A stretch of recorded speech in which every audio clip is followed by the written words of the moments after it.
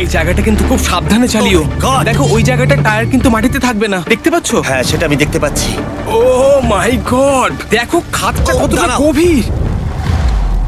Nolan, তুমি কি একটু গাইড করতে পারবে? অবশ্যই গাড়ি থেকে নামতে পারলে খুবই খুশি হব। ও দেখো, পড়ে যেও না ভাই। এটা কি? একবার দেখো খাতটা কতটা গভীর। সত্যি অনেক গভীর। এখান থেকে একটা হ্যাঁ, ওয়াটারফল এখান থেকে আমাকে বার করো। ঠিক আছে। এটা তো পাগলামো ভাই। আমাদের গাড়িটা খাদের একেবারে কিনারায়। গাড়ির চাকা এই গভীর খাদের একদম পাশ দিয়ে যাচ্ছে। এটা পাগলামো। সাবধানে, এই জায়গাটা ঢালও রয়েছে আর খুব স্লিপও আছে।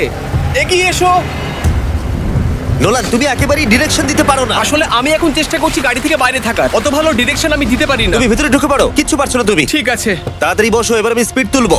নোলান, তুমি কি জানো এই রাইডে কি করলে বেশি মজা হবে? কি? আমাদের brand new festival screamy peanut butter cup খেলে। ও আমি ভাবলাম তুমি বলবে গাড়ি আসতে চালালে। না, ও মাই ফগ গড। অনেকটাই বেড়ে যাচ্ছে, সামনে ঠিকঠাক দেখা যাচ্ছে না। রাস্তার বেশ কিছু অংশ একেবারেই সাধারণ, কিন্তু বলিভিয়াতে ওয়েদার খুব তাড়াতাড়ি চেঞ্জ হবার কারণে হঠাৎ প্রচুর কুয়াশা মৃত্যুদূত হিসেবে সামনে চলে আসে। আরে দাঁড়াও, আমরা ধারে চলে এসেছি। আমি ভালো করেছি তো? না, আর একটু হলেই কিন্তু আমরা পড়ে যেতাম। খাদের খুব কাছে আছি। ঠিক আছে, তাহলে এদিক দিয়ে বের করি। ঠিক আছে। একটু দূর দিয়ে চলো।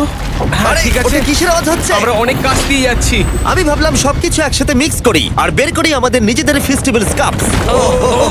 এই কাপের সব থেকে ভালো জিনিস হলো আমরা পিনাট বাটার জার থেকে সরাসরি বের করে ইউজ করি। দেখো কতটা জ্যাব আছে, এটা দারুণ খেতে। এছাড়াও এর মধ্যে আমরা ফেস্টিভ্যালস চকলেট দিয়েছি। তোমরা হয়তো জানো না, ফেস্টিভ্যালস এর কৃষকদের আমরা যথেষ্ট পারিশ্রমিক দিই। আমরা ফেয়ার ট্রেড সার্টিফাইড বিন ব্যবহার করি। আমরা একেবারেই শিশু শ্রমিক সমর্থন করি না।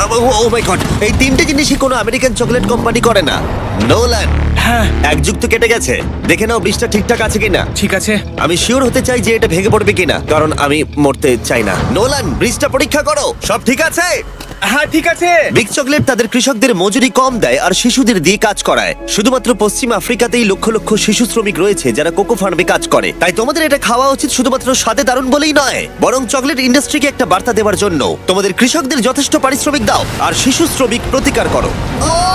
এটা তো পাগলামো ভাই। আমরা ডেথ রোড সার্ভাইভ করলাম। এখন অবধি আমরা সার্ভাইভ করেছি, কিন্তু পরের বোনাস প্লেসে কার্ল আর নোলান শার্কে ঘেরা সমুদ্রের একেবারে মাঝখানে যাবে। আর কিছু কারণবশত জলে কেজের মধ্যে থাকবো না। হ্যাঁ, ইউজুয়ালি আমরা এটাই ব্যবহার করি, কিন্তু এবারে আর করব না। এখানকার শার্কগুলো অতর্কিতে আক্রমণের জন্য বিখ্যাত, আর এটাই এই জায়গাটাকে ইউএস এর সব থেকে বিপজ্জনক করে তুলেছে। বিশ্বাসই হচ্ছে না আমরা এটা করতে চলেছি। ও মাই গড, এগুলো তো অনেক বড় শার্ক। ও মাই গড। ভাই আমরা এটা কেজ ছাড়া কেন করছি? ভাই তোমার পেছনে পেছনে। ও মাই গড, এটা অনেক বড়।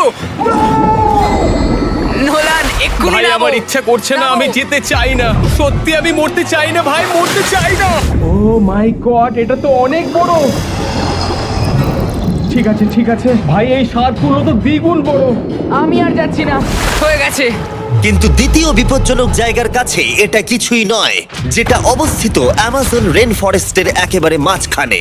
এখানকার সৌন্দর্য দেখে বোঝা যাবে না জায়গাটা কতটা বিপজ্জনক, কারণ কিছু মুহূর্তের মধ্যেই এই জায়গাটা এরকম থেকে এরকম হয়ে যেতে পারে।